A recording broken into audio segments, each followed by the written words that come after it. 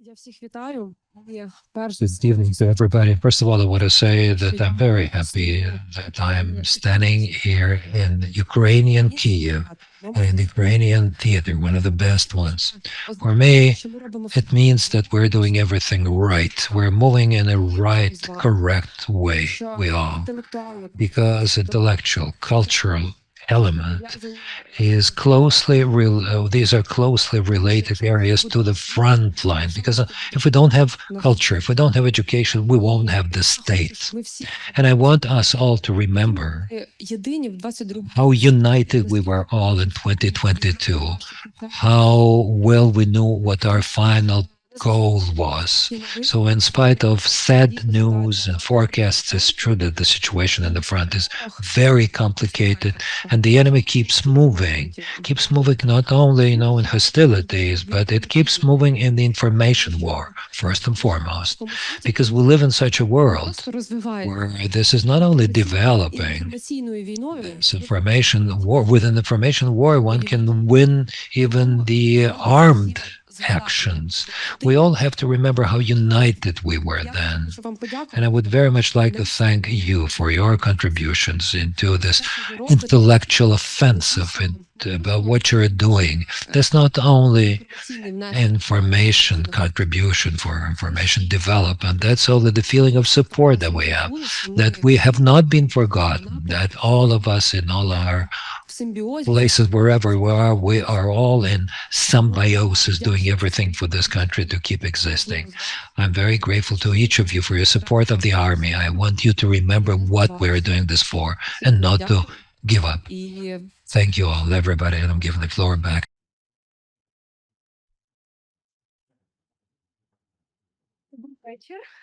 Good evening. Не знаю, хто ви? Це щось мене цікаве. We will very quickly start speaking English, but we will start with several sentences in Ukrainian because Peter speaks Ukrainian very well. I made sure we talked together on the radio live, and it was an impromptu, and I'm giving the floor over. We will speak in English tonight because it will be recorded, and then we have such an idea that the foreign listeners will be able to hear our conversation.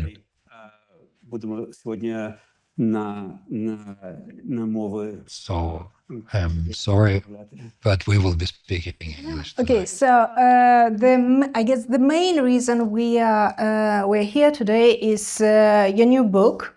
I have it in English. It was published last year, right? In English, and I guess you just got it in Ukrainian translation by Yulia Lyubka, published by Meridian Chernovitz, our great friends. And I've had presentation in Kharkiv and Zaporizhia, I guess, right? And I followed some first reflection about the book, about Peter's interview.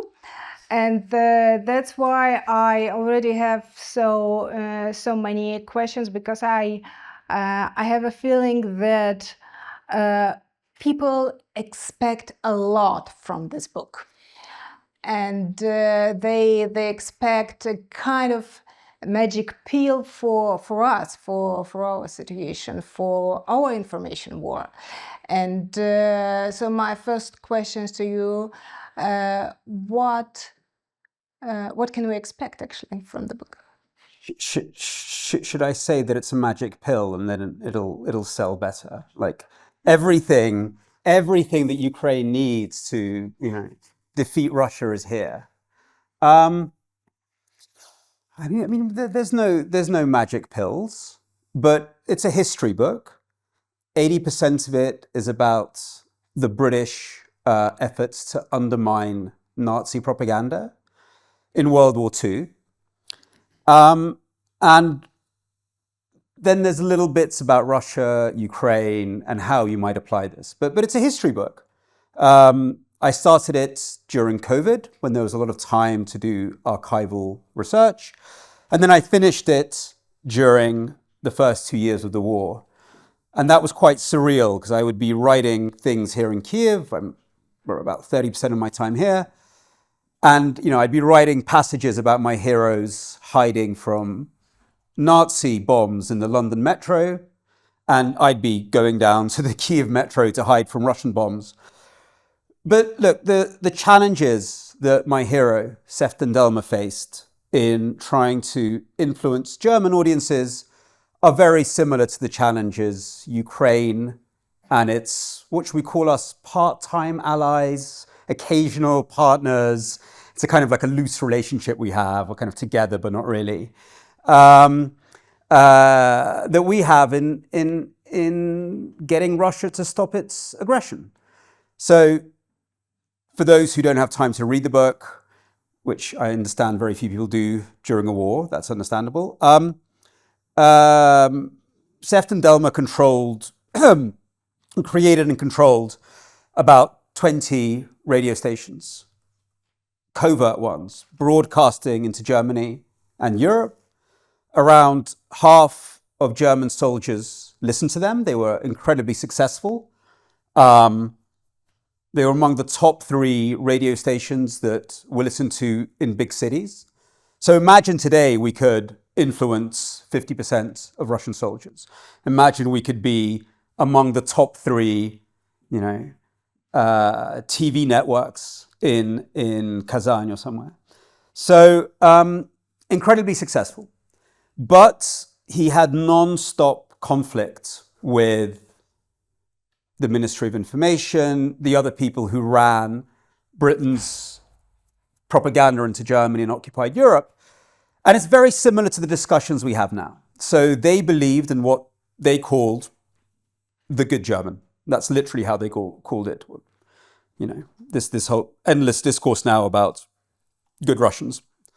And most of Delma's colleagues thought that there were good Germans in the sense of a social force, in the sense of a political force. I'm not talking about individuals, as a meaningful political entity. And they thought as long as you told these good Germans that Hitler is a bad man, that the war is bad, that democracy and liberalism are beautiful things, then they will stop the war.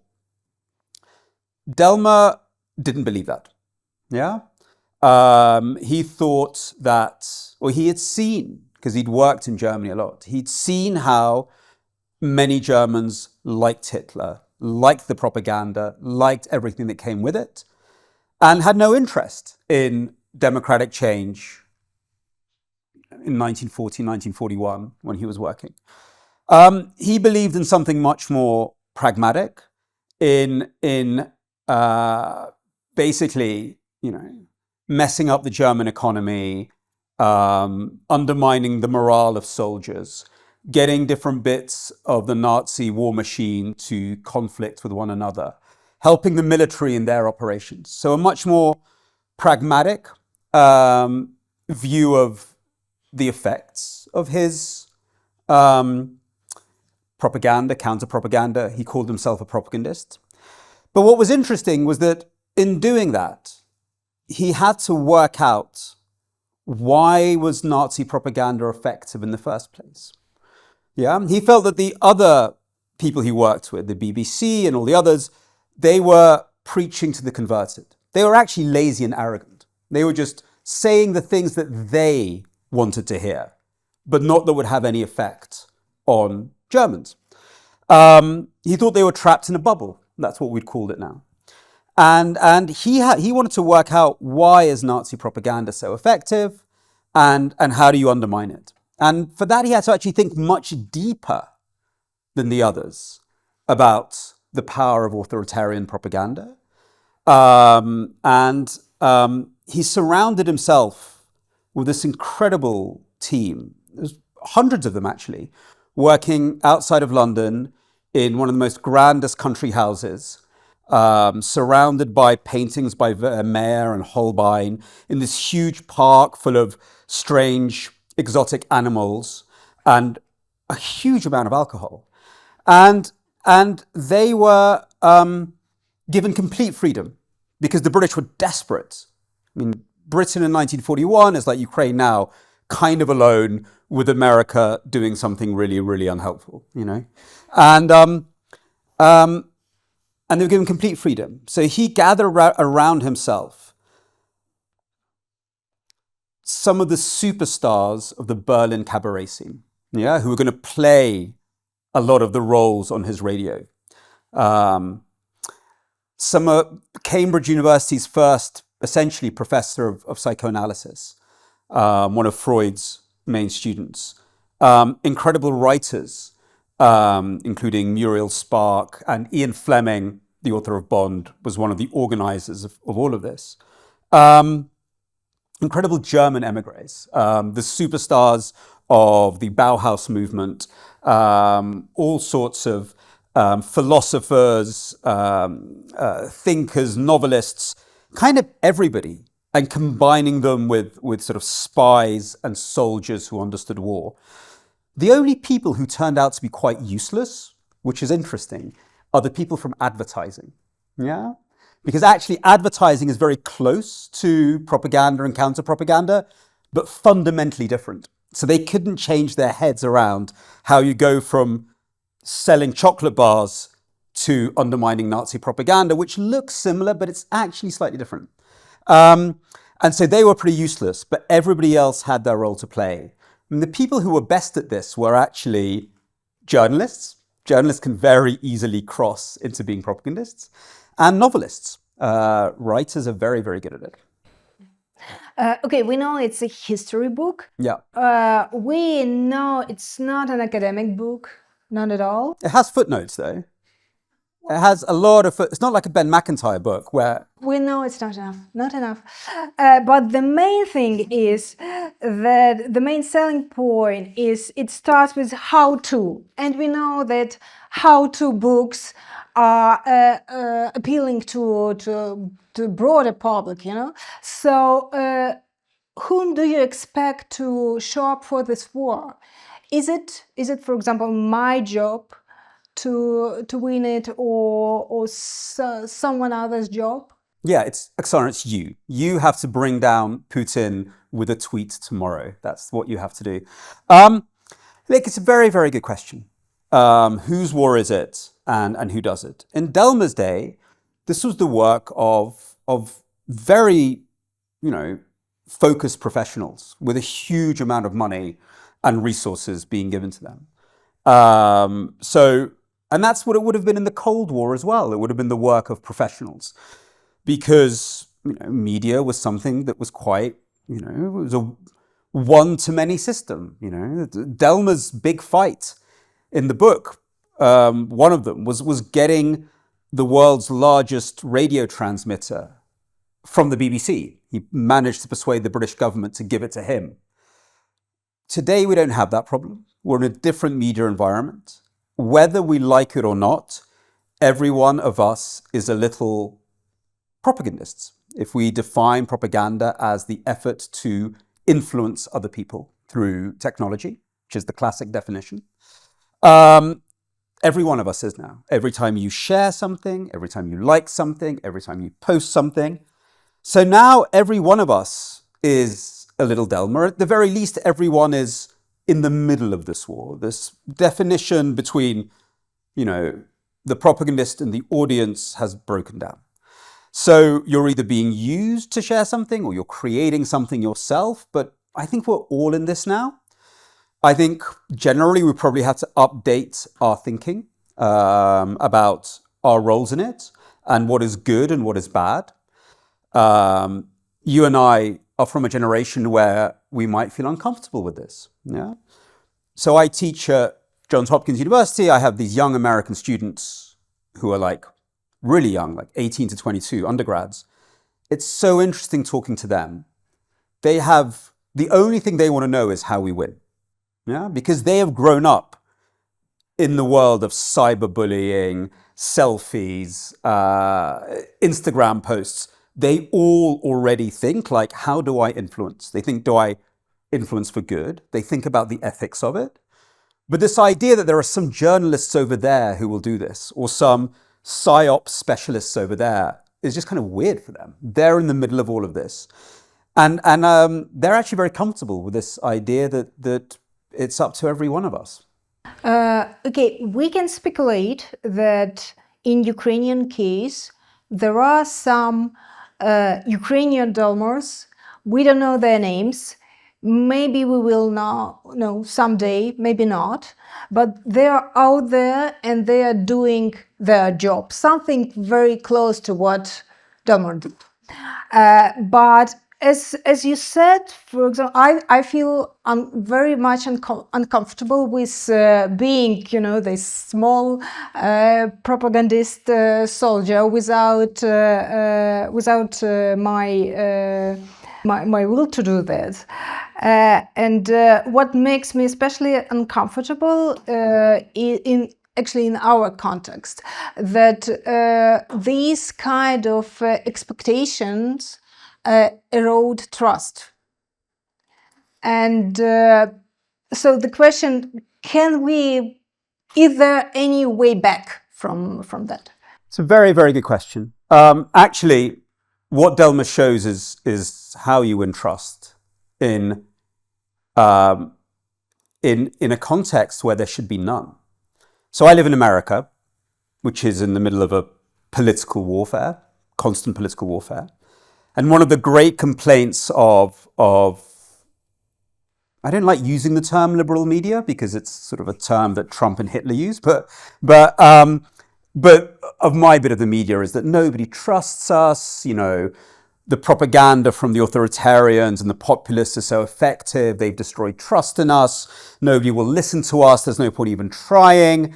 And, they complain of being on different sides of a culture war. Delma was on the other side of a real war. If somebody shouldn't trust him, it's German soldiers who he is bombing and killing. No? And yet his programs were incredibly trusted. And we know that by the ratings, which were very high, which the British were doing kind of sociological studies about who was listening to it, but also from what we would call qualitative analysis. When German POWs would be taken by the British, they were asked a lot of questions about the media they listened to, and they said, we really trust this stuff. Because, why do they trust it? They said, we knew it was the British.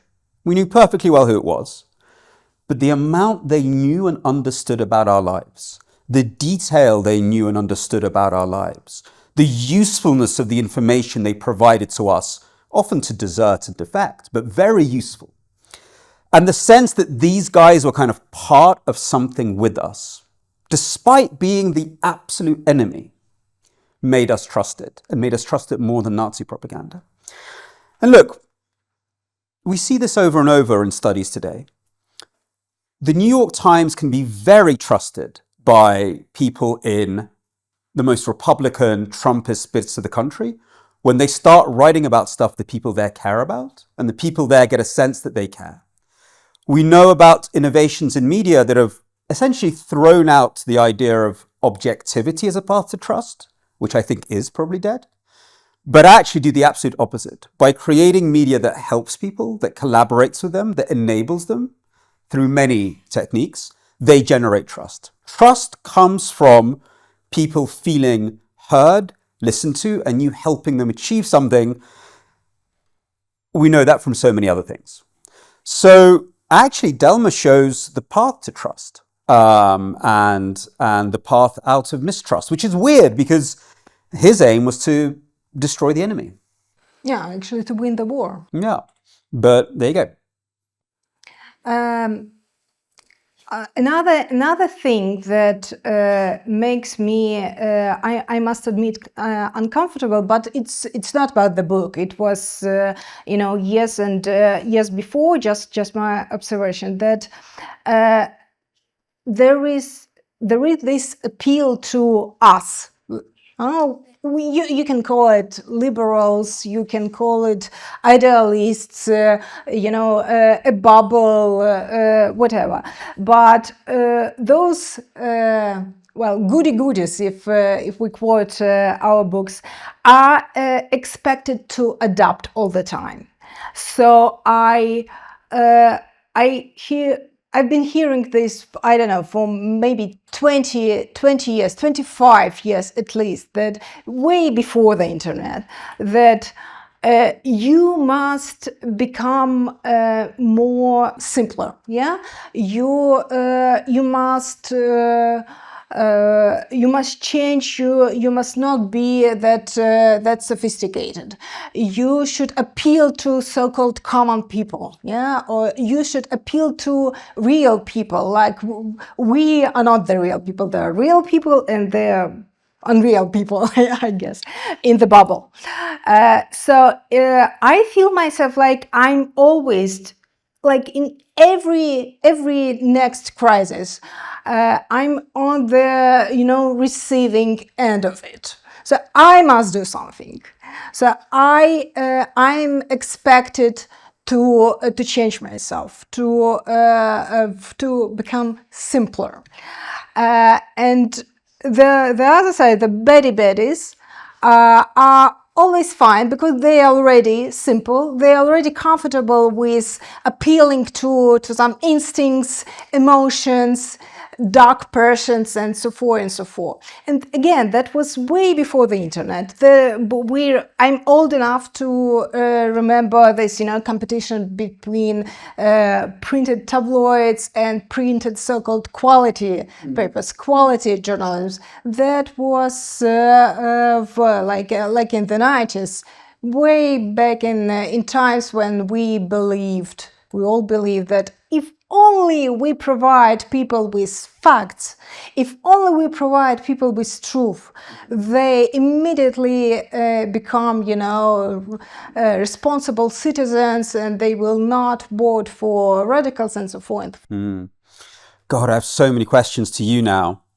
So let's unpack this. Firstly, that sounds a horrible conversation to have, and I think it's wonderful that Ukraine has everything you do and the magazines you've edited, and it's very important to have something which is not thinking about anything but its own intellectual integrity and ambition, and that has huge influence in the long run, and we know that historically over and over. By the way, look at what the other side does. They invest in intellectual products, they invest in intellectual magazines, they invest in think tanks, they invest in all that because they know that, in the words of Steve Bannon, culture is upstream from politics. So they take that very seriously. So it's weird. The other side values people like you, and they want to replicate people like you for their side. But I'm interested, these conversations, why were they happening? Were they happening for financial reasons, to sell more newspapers or whatever you were making? Or because of a political public service sense that we should reach people because it's good for society? Well, that's interesting because first, back in print era, that was for financial reasons mostly. Back in TV era, back in newspapers era, that was mostly for financial. And soon we got into trouble with democracy. And I mean at the global level. And then comes these other arguments that you should step out of your bubble and reach the audiences that are far from you, and to translate from your sophisticated language to the language of the normal people. Well, look, journalism has always done many things, and there's investigative journalism. The idea of objectivity appears only in the 20s and 30s of the last century. There's pamphleteers. I mean, there's always been, we use this one word for what is a whole different arsenal of activity. But let's go back kind of 100 years to now, when in Britain there's a bit of a crisis because viciously partisan tabloids are pulling the country apart. The new medium of radio has been, or is in the process of being sort of utilized by the Soviet Union and soon the Nazis to push, their form of very toxic propaganda. And this very, very strange man, Lord Reith, who would become the head of the BBC, the son of a minister, start saying, no, we have to use the radio as a way to bring the whole of the nation together. Public, not in the sense of boring, because that's what public service means in America. Public as in creating the public, creating the agora of the Athenian city, which Reith would talk about a lot. So your job as a public service broadcaster, your job was to create that discussion. Yeah, and that's what he wanted to do with the BBC. And now it is definitely somebody's job to come up with social media platforms, because this is about design, it's about technology, in a way that would make that possible. They're clearly not designed for that at the moment. They're designed for a lot of other things, but they help fuel polarization. So we would need people to design a different technological space. And yes, we probably need media, and it's not just journalism. Journalism is only a very, very small and maybe not that important part of media, to think about that. So the BBC, the fights that we have with the BBC every year is, do we get rid of the entertainment bit and just leave the news? And I'm not sure if Britain can make it for another 100 years the way it is now for many reasons. But if that were to happen, that would be one of the reasons it would start to de facto, if not de jure, disintegrate. Because what they do amazingly at the BBC is create these entertainment shows which are designed to bring the nation together, usually around, baking or something. But it's what they don't really have in America and what they really lack. So I'm a huge believer in entertainment, reality shows, obviously movies, and then novels, acting as this exercise of building a public. Now, the question that we have is, what is the toxic model of community? Because the Nazis are definitely doing that as well. They're building the idea of the folk, the people in the Second World War, and this is what Delmer is thinking about all the time. And the public. What is the difference between a democratic community and an authoritarian one? And that's where it gets very, very interesting. It's different clearly in who distributes the information. It's very different in the role of facts. Facts play a very different role in a public rather than a kind of authoritarian idea of the mass. You might think of it as the mass, which is the authoritarian model of community, and the public as the democratic one. And you mentioned emotions a few times. So here I might have to slightly take issue with you. I think that, well, if we want to blame someone, let's blame Aristotle, because he's the one who came up with this idea that there is a difference between logos and pathos, between reason and emotion. And reason is wonderful and emotion is dirty. Aristotle, I suspect, would be one of these really wonderful but emotionally, how shall we say, disadvantaged people that I meet at my university, because only a very special kind of academic could think reason good, emotion bad. That is a terrible start. It's full of a kind of enlightenment arrogance that only the clever people who can do, physics really deserve any kind of power or understanding of human nature. No, we totally work with the emotions. The question is how you work with them and which emotions you work with. So whenever I start my course with my students, I always show them one of these wonderful pictures from the 1920s in America. You've all seen them, these photographs of American poor. Yeah, these legendary photographs, considered among some of the most powerful photographs of the 20th century of people suffering in the Great Depression. You've all seen the photographs, of a woman with her two children, clearly sort of left destitute by the Great Depression. These photographs were paid for by Roosevelt's government in order to drum up support for the New Deal. This is, and many Americans on the right would say this was government propaganda. And I ask my students, is this propaganda? Is this what we should have in our society? This is paid for by the government to engage your emotions. And I have my position on this.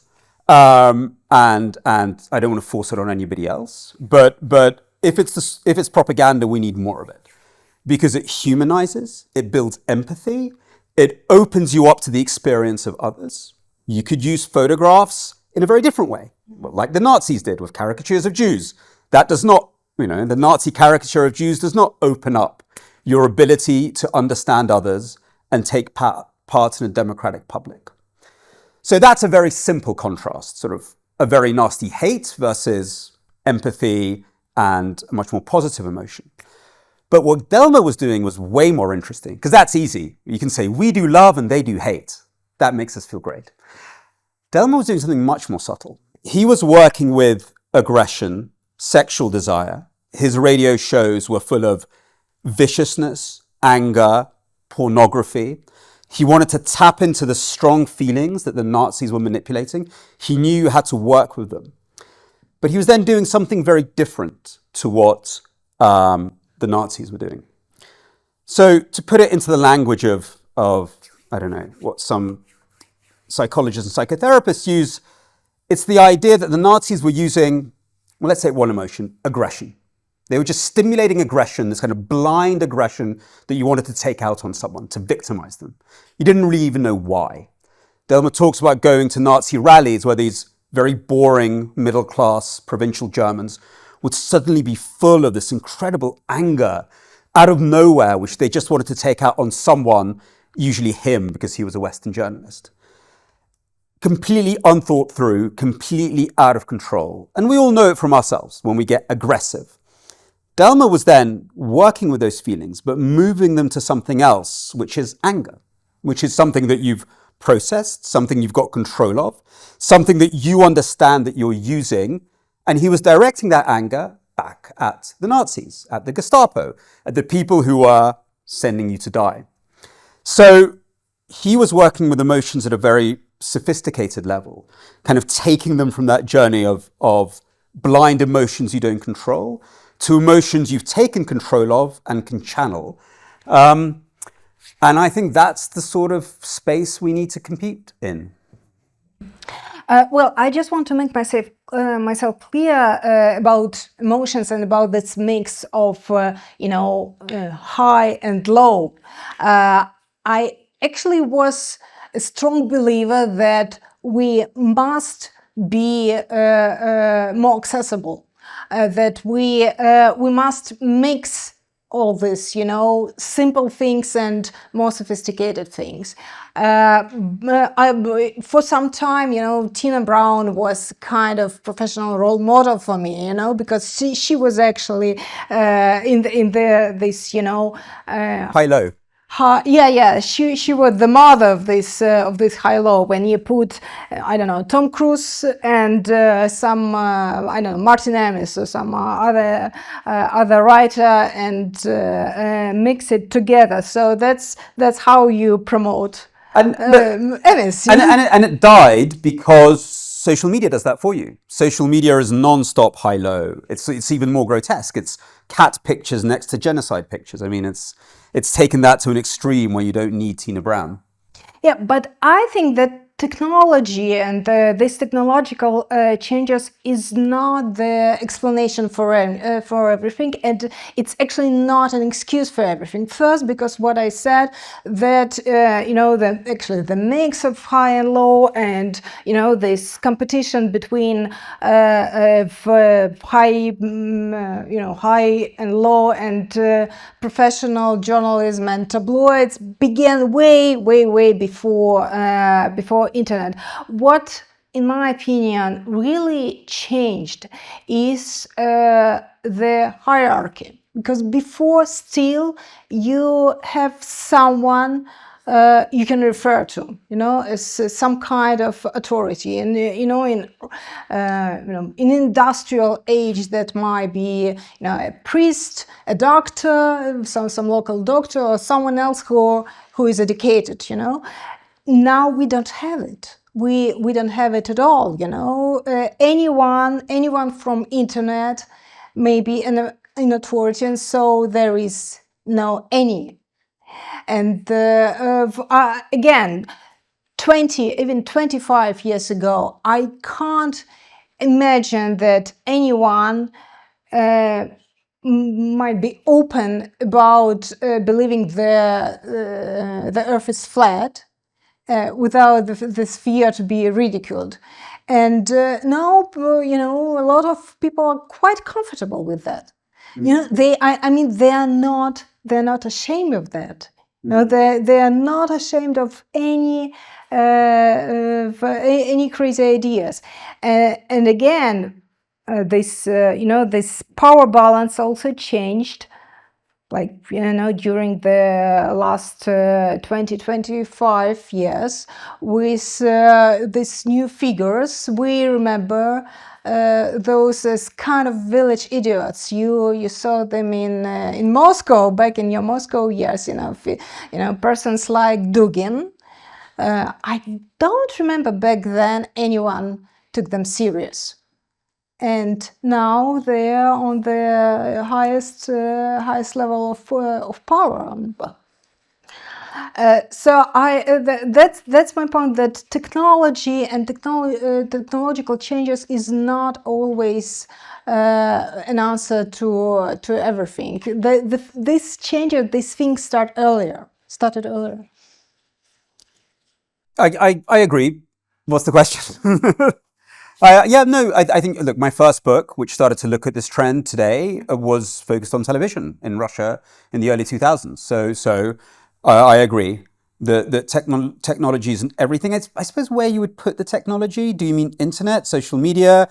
Do you mean the spread of many, many, many different channels? I mean, what do we take as the break is probably very important. But coming back to a slightly more technological argument, look, every time a new media appears, it blows up, our ideas of community, how we organize our societies, our ideas of authority, and it lets out all the demons of our psyche. We see that with the arrival of print, which upends the late medieval world. You see that with the arrival of radio, and you're seeing it now, if we take, I don't know which line we're going to take in new technology, but let's say the creation of the Facebook feed, because a lot of people say that moment of creating a feed was the critical change in the development of digital technology, or AI. Maybe that'll be a bigger revolution. We'll go through the same process, and it always takes a while for the good guys, as you call them, to work out what the hell to do. How do we deal with this new environment? And, in the 20th century, it took us 2 world wars and 70 years of Soviet totalitarianism to work it out. So hopefully we can go a bit quicker this time. Well, I think this time is different than the other challenges, starting with printing press, and then radio, and then TV, and everything else. Before, and correct me if I'm wrong, but before we knew who is in charge, it was very much like we sit here today and people see us, but we don't see them. When you were selling papers 30 years ago, that was still the same. You didn't know the guy who buy the newspaper in the morning, but everybody know there is the editor-in-chief of the newspaper, so he's the person, he's responsible for the content. He may be attacked, he may be even killed, but there is a guy with a name, and that's because of him, or really of her, this newspaper or this TV channel or this magazine looks exactly like it looks. Now we don't know. Now we switch. Now the public is, almost transparent because of the Facebook or other agents knows about us, but we don't know who is in charge for our feed, because exactly. Yeah. So I mean, in a sense, it's very ironic when one hears Elon Musk and other or Durov or these other sort of owners of the tech platforms say that they're for freedom of speech. Because freedom of speech isn't just the right to say anything you want, it's the right to receive information. We always forget, if we go back to the, Article 19 of the Declaration of Human Rights, which is the freedom of speech declaration, it's to impart and receive information.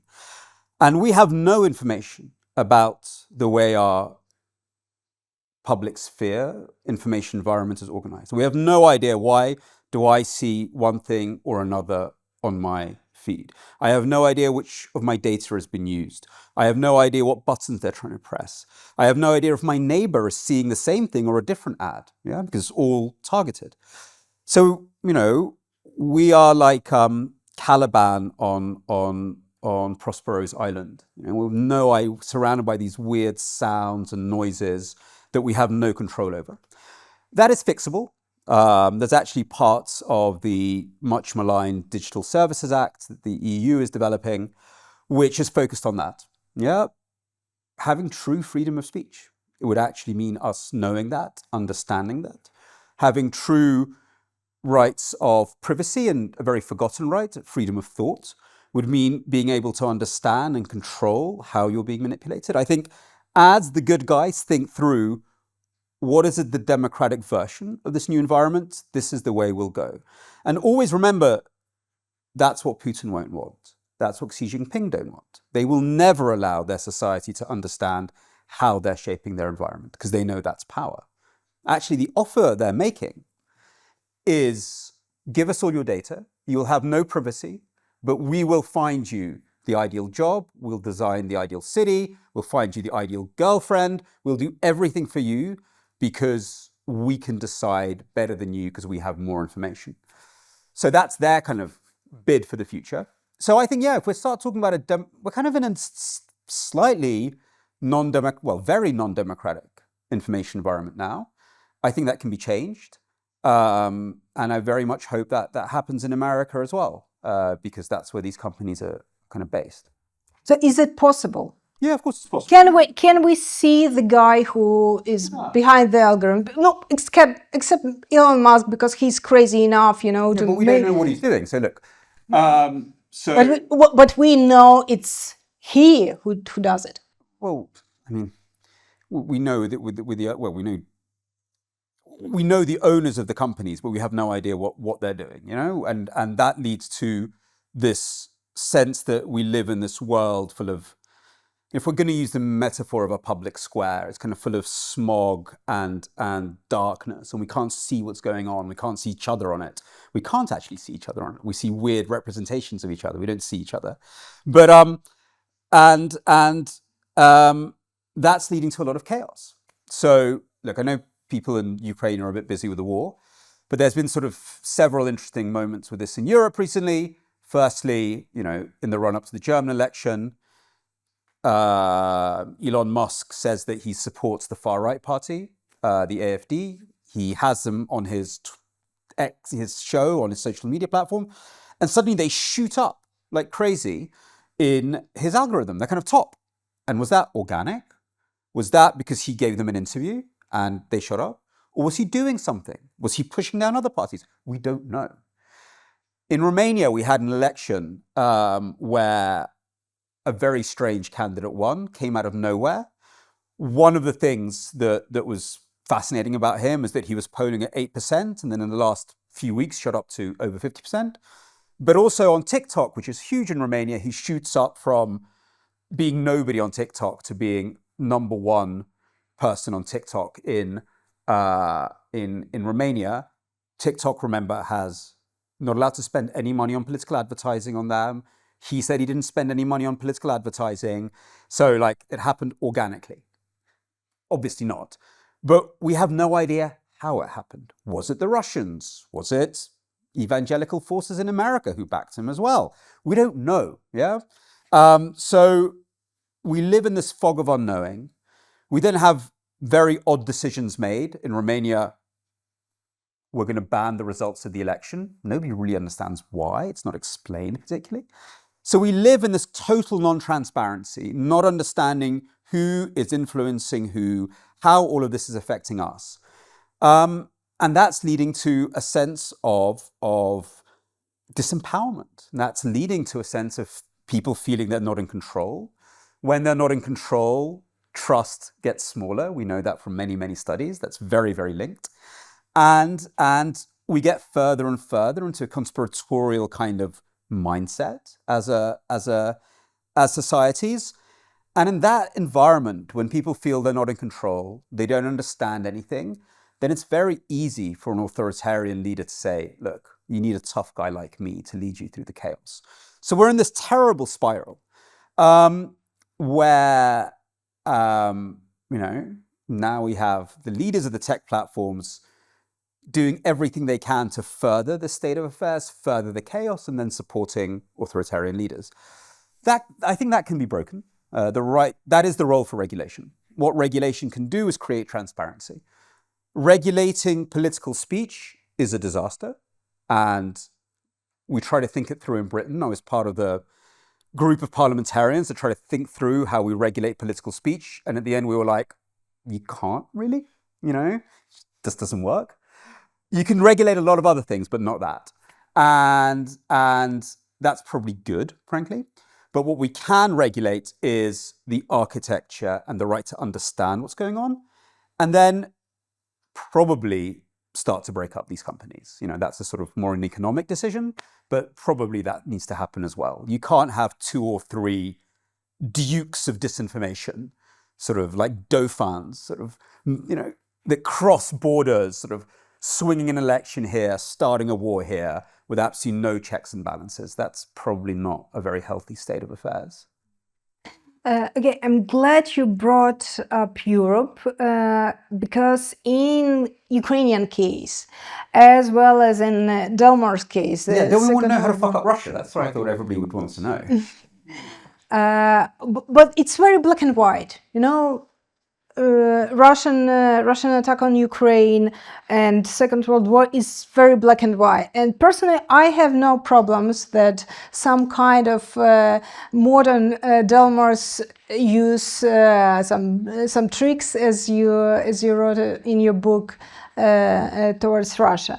But when we turn our heads to the United States and to Europe with, these small Trumps here and there, Poland, Romania, Hungary, it's not that black and white. It's this line is quite blurred.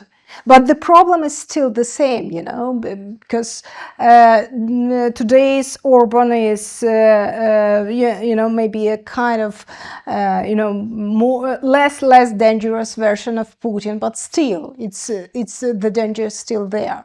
Mm-hmm. So, what can we do in case where there is no actual war yet? Well, and more complicated than that, there's all these concepts like hybrid war, where, the borders between war and peace are blurred. Look, I think we can, many things that we can do, and all my work at Johns Hopkins, I'm actually at something called the Agora Institute, which is dedicated to this question. How do we create a democratic public sphere of the 21st century? And look, there's so many elements. There's the technological element. There's the stuff which has nothing to do with media element. There's the question of civic deserts. A lot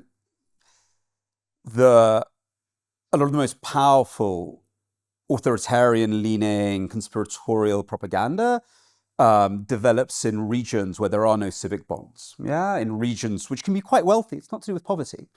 Which can be quite wealthy, but where people feel no connection to each other anymore. The institutions that connected them, the local clubs, the local societies, they've all disappeared, and they're just connected now really with these conspiratorial communities. Conspiratorial communities give you a sense of us very effectively. That's strengthened when people feel very lonely and during atomization. We saw them flourish in COVID. So a lot of people say we have to think about that. Don't even think about the media. It's not about media. It's about rebuilding local institutions. So look, we're talking about sort of many, many levels of fixing what is essentially the, I don't know, the systemic disintegration of the public sphere.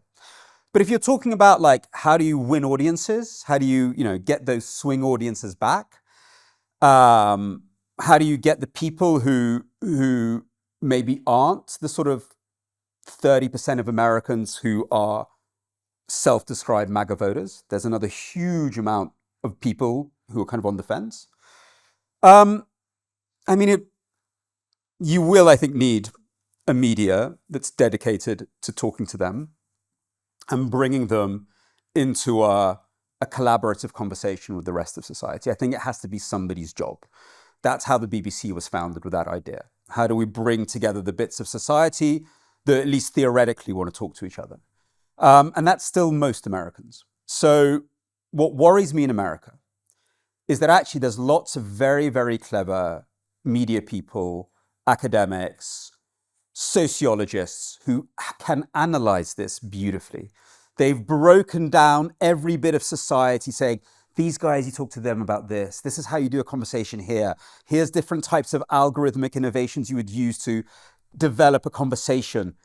All the research is in America, but there is no money in it. And because in America, the only way to scale something is through profit, there is no idea of true public service media. They have a public service media, but it does something else. So unlike in Europe, they don't have that tradition. In America, I don't understand whose job it's going to be to do this. What happens is at elections, politicians manipulate people to vote for them. They'll find a message for them for the election, and then they dump them, and they forget about them, and they don't follow up. And those people get very angry at them and then vote for somebody else. So this is where we're between. This has to be something which is not a political campaign. We're talking about long-term cultural change. To create the conditions where democracy is possible. That does mean understanding people, understanding what motivates them. But yeah, in Europe, I think we can find a solution to this because we do have a tradition of public service broadcasting. We just haven't reinvented it for the digital age. We're a bit stuck in very old-fashioned types of TV. So that worries me in America. And there's a very big chance that Frank Fukuyama, the great political scientist, I asked him about this, and he was like, America is basically gone as a coherent national community. All we can think about now is mitigation. Let's start putting up the walls, including online, between different bits of society to mitigate violence, because what we're heading towards is violence. So right now, all we can do in America is try to stave off the worst. Frank Fukuyama was wrong about the end of history. I hope he's wrong about this as well. As somebody whose kids are about to go to university in America, I'm rather hoping it doesn't disintegrate into violence. But I wouldn't ignore what he's saying. And can we go back to fucking up Russia now? No. Oh, okay. You No, have no. a say about this? Well, I'd like to. I mean, that's what I can talk about America a lot, but I kind of want to talk to the audience as well. I mean, what is the role of propaganda, counter-propaganda, in our theory of well, we can't really talk about a theory of victory, but a theory of restraining Russia, of sectioning Russia. I think that would be an important thing to consider. I mean, what do you think? I'm sitting and I'm thinking about money. Okay.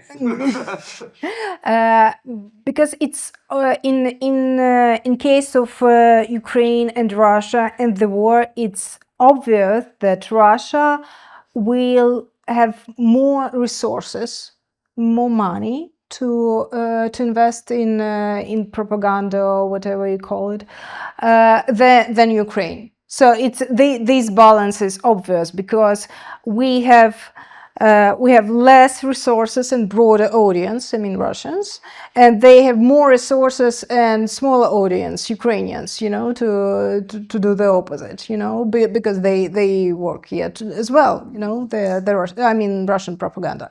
So, and I can't see how this balance can change. We can't win the war of resources. Okay. So Russia is not just Ukraine's problem, it's Europe's problem. And when I mean Europe, I mean northeastern Europe's problem. And in terms of restraining Russia and making sure that Russia can't carry on its invasion and its wars of aggression and overall its belligerence, that is in the interest not just of Ukraine, but of a whole, arc of countries going from Norway down to Romania, basically. Those countries see Russia as an enemy and often as an existential threat. So you are definitely not alone in this part of it, yeah? And when it comes to improving our economic warfare, which we're only learning how to do, frankly, very slowly, but we're getting there, and starting to do effective information warfare, I think that is something that the Allies have to play a big role in. Russia is doing it to us nonstop. So there's no question about escalation. They haven't attacked us militarily, but they have attacking us through cyber attacks, sabotage, assassinations, info operations, etc., corruption. So we are totally, I think, obligated, I would say, in thinking about what our response should be.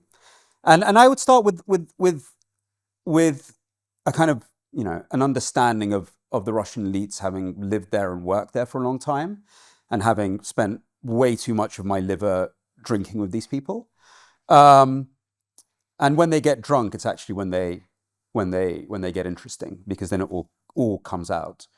When I lived in Moscow, 2001, 2010, we would work out who was в погонах in our crowd of people, as in like who was FSB or GRU, because when they got drunk, they'd get patriotic. Every other Russian, when they get drunk, they're like, I hate my country. The guys who would go, Russia will return. And these young guys, beautifully dressed, all went to Oxford, all went to Stanford. When they would start doing that, we were like, oh, he's one of them. It never failed, by the way. Always afterwards, a few years later, like, we knew that. So anyway, having spent a lot of time drinking with these guys, they have their own theory of when they lose control. Yeah? They're all scarred by 89 and 91 and the sense of the country disintegrating very quickly. And social control and economic control is part of that.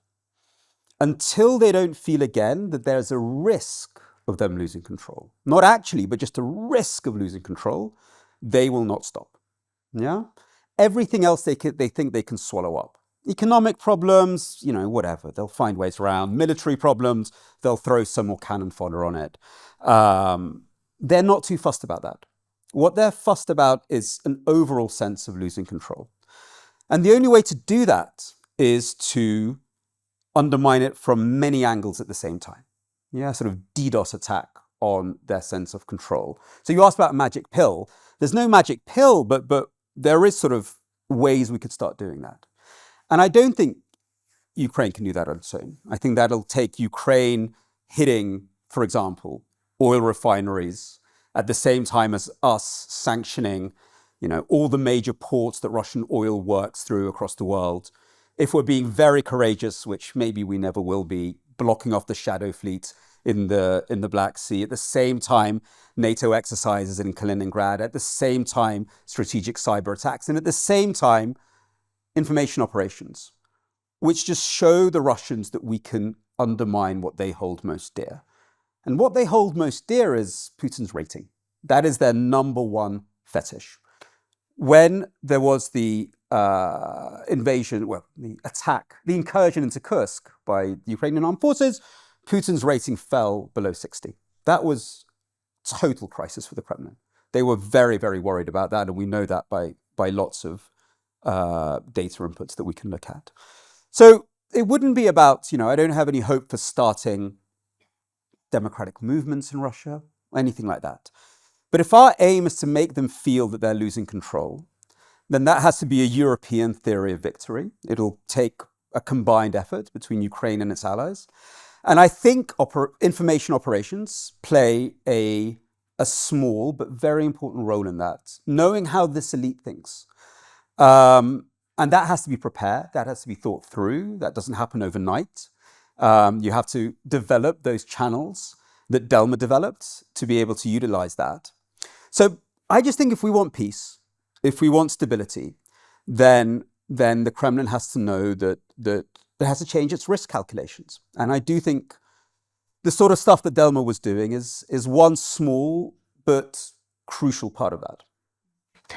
Well, that sounds quite optimistic, but again, I am thinking about money. And when it comes to the United States, for example, and the public sphere in general, you mentioned that. Is there any hope that money will follow good guys? We had this hope, for example, when Bezos invested in the Washington Post. But then he appeared for Trump's inauguration. Well, I don't know now. But this should be very familiar to Ukrainians. I mean, America is more like Ukraine every day. You have these oligarchs who have media because they want to hit the government sometimes, but then they need to suck up to the government. I think Ukraine is not a bad, Ukraine is not a bad vision of the future many democracies are going to get to. We're all going to end up as late 1990s and, mid 2000 Ukraine. So interestingly, Ukraine has emerged out of that, while the rest of us are heading to that. But again, this you mentioned this European regulations. Some of them are still in progress, as far as I understood. So, is it possible that this kind of regulation may, ban some? Yeah.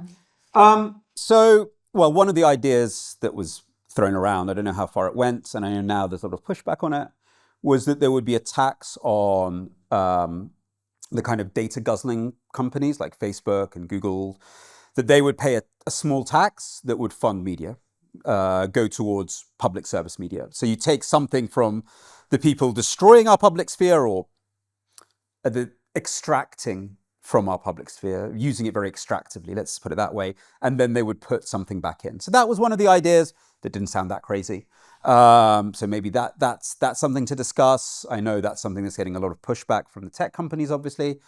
So we could think about that. But look, I think at the end of the day,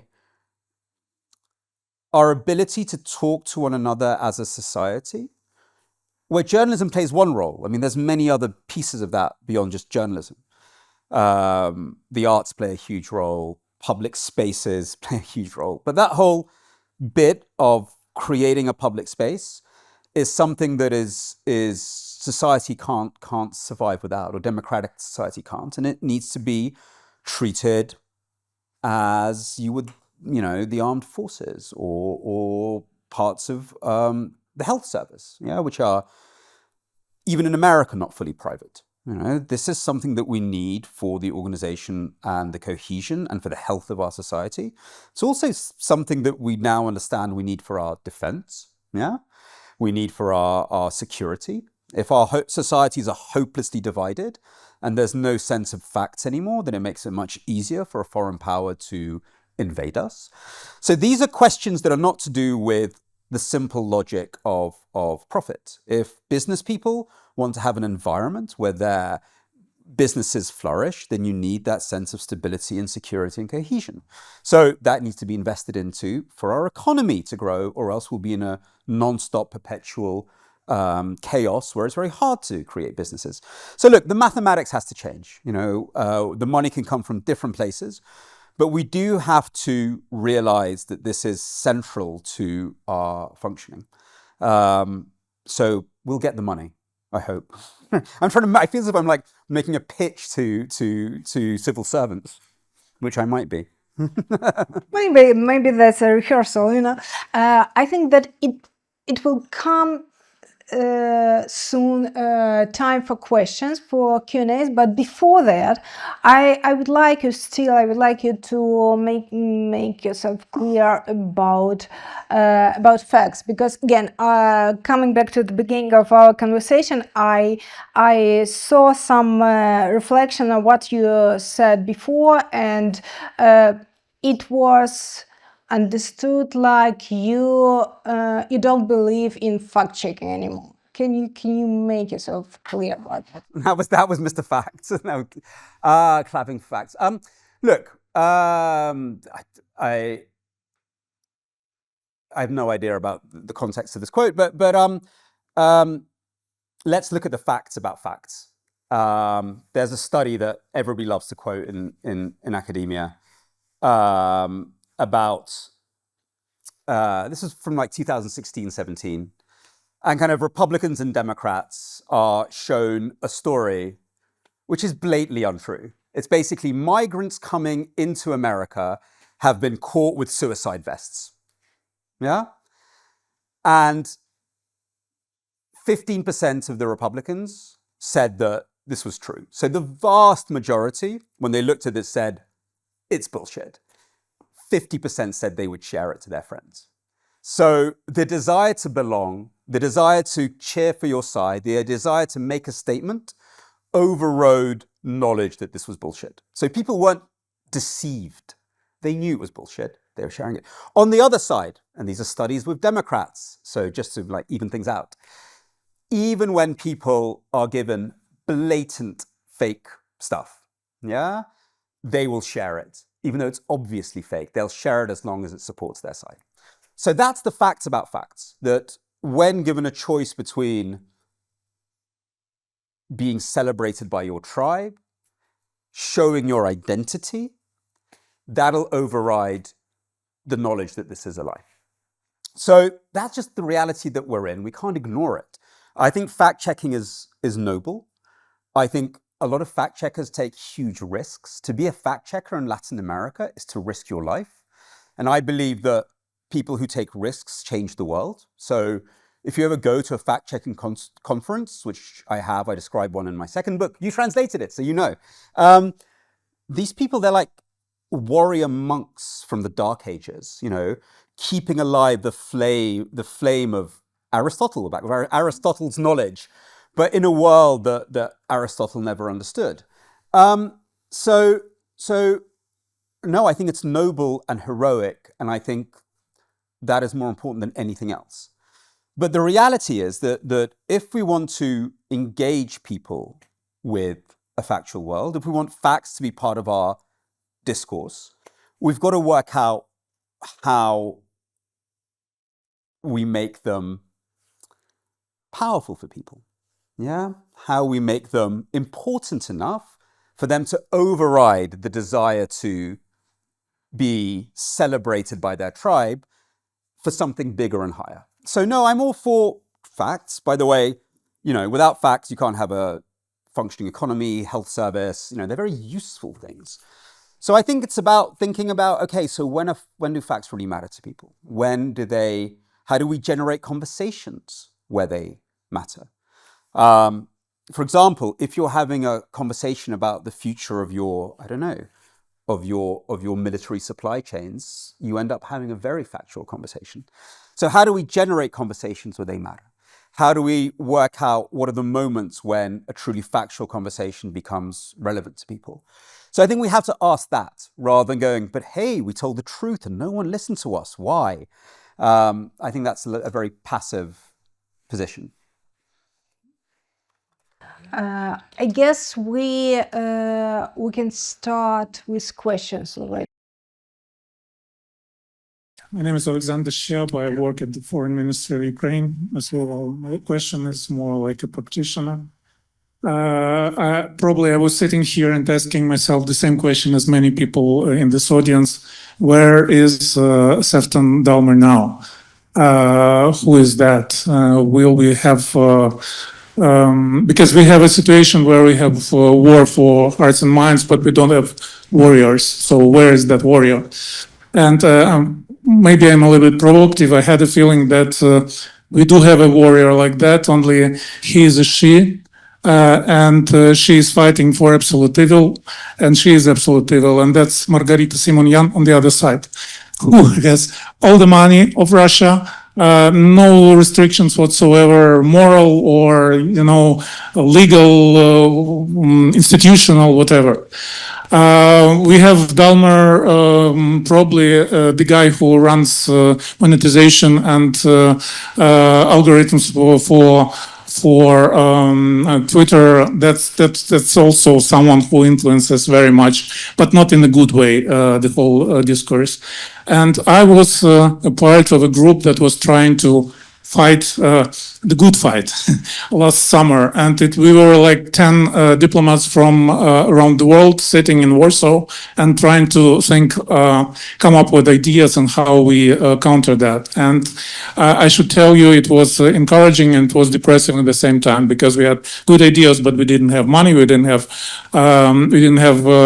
any freedom in institutional or legal or whatever, especially, of course, all the moral boundaries. So my question is very simple. What's up with that? How do we overcome this? And who do you see as the Sefton Dalmer who would be fighting for the good and not for the bad?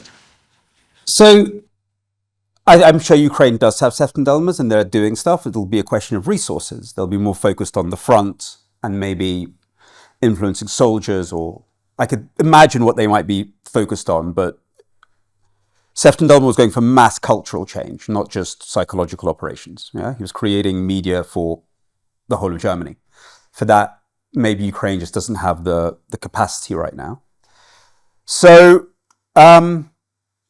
we have so many of them in Britain, but they're all spending their time, working for political parties, doing horrible things to our own country. So we have a guy in Britain called Dominic Cummings, who's kind of a genius of campaigning, usually very destructive. He's always good at destroying, not very good at building. Came up with still the most powerful modern slogan, I think, that captures our age: take back control. One line that captures resentment and how you manipulate it. It's really rather brilliant. I would love him to have a go at the Russians and Chinese instead of our own country. No, I think in the West we have loads of people, but they're working in something else. They're working in tabloid journalism. They're working in campaigning. No one has given them a green light to use their demonic but rather amusing talents against our enemies. And I think it's a question of political will. Somebody has to say, this is a policy, and here is the green light. And here's our theory of victory, because their first question is going to be, what's our aim? We don't know that always. And then they can do a lot. But I don't think it's a question of Delmer. The Delmers are everywhere. Above Delmer, there were other people who had to make that decision, the political decision. And it was actually a very confusing process about how they got there, but they did. So what we really need is the political decision makers who say, we have to do this. To be fair, in Britain, they only started doing this after they tried everything else. So 1941 was when Delmer gets the green light. So it takes a while. But that's what we lack. The Delmers will appear as soon as there's a budget, believe me. Hello, my name is Dmitry Zolotukhin. I'm advisor to Ministry of Culture and Strategic Communications.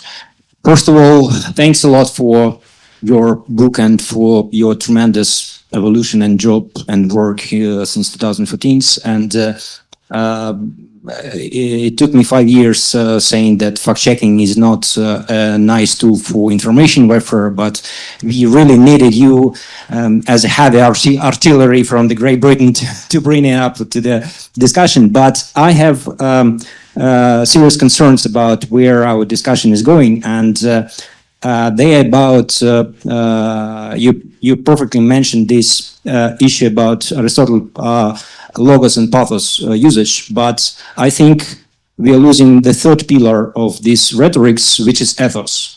And we have just spent about 90% of our conversation here today on ethos, how we can be moral, how we can stay on the good side. But you just said, and I've seen your interviews before, and this is very clear and for me very very sharply, that Dominic Cummings is not a good guy. in a way that we are talking about the information sphere at all. But we don't need a good guy, actually. We need to fight Russians, and we need to get the victory in this fight. So the question is, what we should do to separate this discussion about ethos of what we're doing, actually, from using logos and pathos as our tools to get the result, to win the warfare, and how we can concentrate. Because I bet that the same discussion were in Great Britain in World War II times, but Delmar was hugely criticized for what he was doing, but you wrote a book about him, not about those guys who criticized him. So maybe this is our problem, that we usually concentrated on this ethos part, not using logos and pathos in a way how to defeat Russia. Do you think that that can be changed? And do you think, what do you think, what should we do to change this conversation and push it, leave it to journalism, but to use it to defeat Russia and shift this discussion to defeating Russia, not to be on a moral competition in this process? Thank you. It's a really interesting question, and one I think about a lot. And I have a little bit of it in the book, but I'm so fascinated that somebody else thinks about this apart from me. So, okay, there's different ways of approaching the ethics of this. One of them would argue that actually the means doesn't matter, it's only the result that matters. If your result is stopping a genocidal war or stopping the deaths of civilians, then that is the only value there, yeah? Let alone the existential value that you may not have a country to be ethical in. But a lot of people would say from the ethics, yeah, all that matters is there's no good or bad propaganda. There's only what you're trying to achieve, the effect. Propaganda is all about effect, yeah? So that's one way of approaching it. What is the effect that you're going for? Another one to approach it would be to think about ethics in terms of relationships between the person creating the content and the person they're trying to engage with and they're trying to influence. So one could argue that as long as you're letting the other person into a common relationship where you have no huge kind of disbalance of power over them, that's actually an ethical relationship because it's a relationship of equals. What do I mean? As long as they kind of know who you are and how you're trying to influence them, yeah, you're sort of saying, I'm trying to influence you, this is what I'm doing. As long as they have their right to a share in reality, then that is actually the ethics of it. Yeah, it's the power equilibrium that matters. It's one that we don't have, of course, with the tech companies. We have no idea how they're influencing us. It's a deeply, you could say they are taking away our right to a share in reality. Yeah, there's a power disbalance. What's interesting about Delmar is that he experiments with deceptive media, and it's very, very funny. It's rather brilliant, and the cover is blown in 6 months. And then he developed something very different, where he wants Nazi soldiers and Germans to know that he is the British creating facsimiles of Nazi media, but everybody is meant to be in on the game. Yeah? And for him, it's not just about ethics. It's about safety for the listeners. It's also about empowering them, because he wants them to stop being these kind of passive slaves to Nazi propaganda and to start to act in their own interest. And by welcoming them into this relationship, it's more effective. Yeah? So I would be very careful with causing disinformation, confusion as an aim, not because of the ethics, but because of the effectiveness. The more confusion you sow, which is what Russia does a lot in the West, if you were to do that in Russia more, people just go, oh, I'm so confused, I don't know what's true, I need Putin. Yeah? So actually, the effectiveness and the ethics come together with Delmar, strangely, even though he's deeply unethical. Because his aim is for people to act in their own interests, for people to think for themselves, act for themselves, deserting is acting for yourself. He's constantly stimulating their individuality, yeah, which is the beginnings of a democratic subject. So it's interesting. Once Delmar gets into the effect that really undermines authoritarian propaganda, I think he actually gets to weirdly a strangely ethical position in the sense of trying to stimulate engagement and a sort of agency. He's trying to stimulate people's agency. And that's actually the fundamental building block of any kind of democratic discourse, and how it's different from a dictatorial one where you're meant to give up your willpower to the leader and the Führer and the crowd. So, look, these are all many, many things to discuss. But putting it even more simpler, I knew a bunch of activists. This is about ISIS. Remember ISIS, the sort of Islamist organization? They would disguise themselves as ISIS Twitter accounts to mess up ISIS's operations. Was that unethical? Nah, I don't have any problems with that at all. So if that's the ethics we're worried about, then it's just an irrelevant conversation for me. Alexei Panich, professor from Kyiv, philosopher. Peter, thank you for your very stimulating presentation, which was mostly concentrated on propaganda and information. And I would like to concentrate for a while on war. Once upon a time, people believed that they could distinguish strictly where is war and where is peace. War is ended, now we can have peace now. It seems that now it is already in the past, and we are living now in the situation of kind of peace war, constantly. War is every day with us. Every time we watch TV or look at the news, there is some bit of war. And there is not only Russia against Ukraine or China against EU, Democrats against Republicans, Poroshenko against Zelensky, Zelensky against Poroshenko. It is based on a warlike morality, because the only thing that counts is to win by whatever means. Every lie counts and is helpful if it helps you to win. This is morally challenging, because if we constantly live as surrounded by enemies, constantly live in the kind of war, where is peace? Can we have peace at all? Like, the question for you is how to react to this challenge. Should we try to find some kind of no-war zone where we can live in peace, relax, and don't be scared by anybody and anything? Or, right the contrary, we should prepare ourselves and get accustomed to living constantly in the regime of war every day and just take it as it is. No peace anymore. So your book is How to Win the Informational War. My question is, can we limit the space, the dimension of informational war?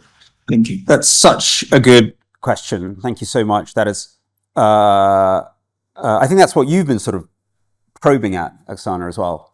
So let's go back to the title of my book. So, and I think I slightly had a bit of a problem with the book in America. The title is deeply ironic.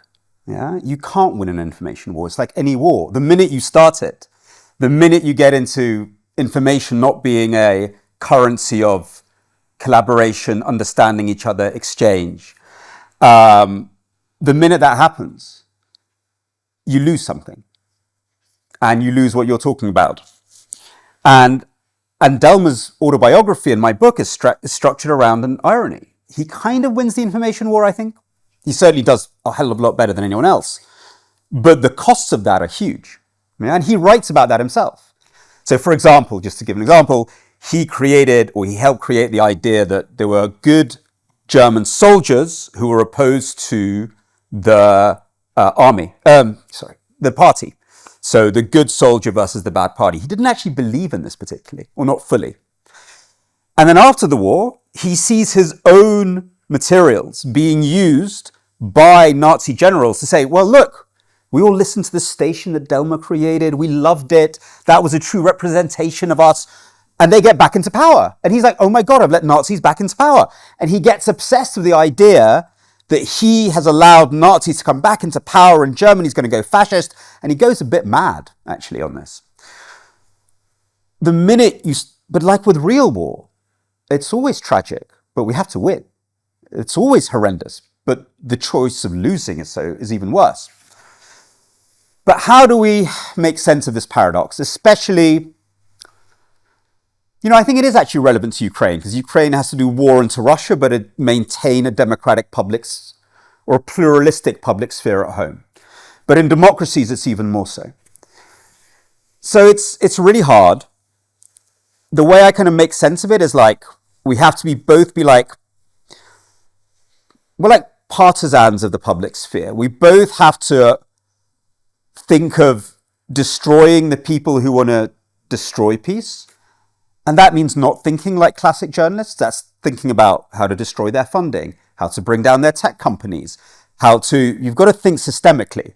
Yeah, this is not a debate. Elon Musk and the others are not thinking about a public debate. They're thinking about how to seize power and undermine democracy. Well, Musk, God knows what he's thinking today. He's on ketamine, but that's their aim. They're revolutionaries. They actually read a lot of Lenin. It's very funny how popular Lenin and Gramsci are in Washington. But they are committed to taking power, destroying cadres, breaking institutions, or taking them over. So if you want to fight them, you have to fight on those terms. So we have to somehow blow them up. Not literally, by the way, sorry. Just very clear, that was a metaphor. Subvert their systems of operation. While that is so going to get taken out of context. Okay. But anyway, we need to do that. So liberate the space like these partisans and at the same time build the public sphere of the future. And the really interesting piece is, can we subvert them while simultaneously building? Can you fight, but fight with the tools that build at the same time? And that's very, very challenging. But let's think about something like regulation. The regulation we were talking about, transparency and maybe demonopolization, but definitely transparency, yeah, and data protection for people. That is both a tool that subverts the other side, subverts their aims of manipulating society in their interests, while at the same time is completely in keeping with democratic ideals.